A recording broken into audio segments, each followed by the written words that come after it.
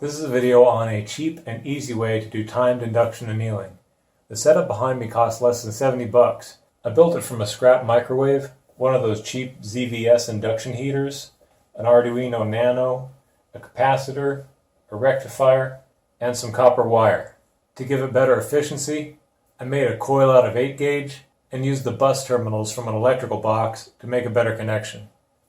Even at 70 bucks, it's not the cheapest option. You could just buy the components and put it together without a PC board. But doing so is kind of tricky, and it's also a pain to do it in a way that doesn't generate RF interference, which will eventually eat up the power MOSFETs. Now there's an endless number of uses for induction heating. People use induction heaters for annealing, heat treating, sometimes forging metals. You can freeze-stuck bolts, you can temper knives. I've even seen modern vacuum tube producers use inductive heating to remove impurities from the inside of a tube.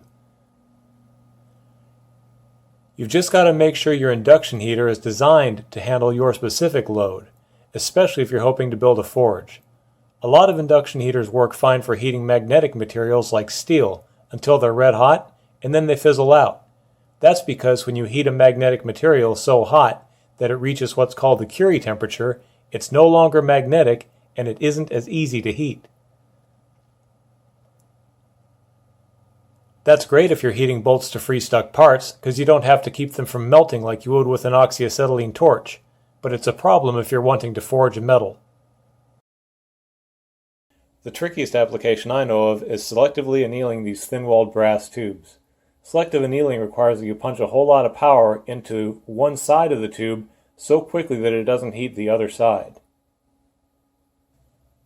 It can be challenging because providing too many watts too quickly can melt the tube, but heating the tube too slowly can anneal parts of the tube that aren't supposed to be annealed.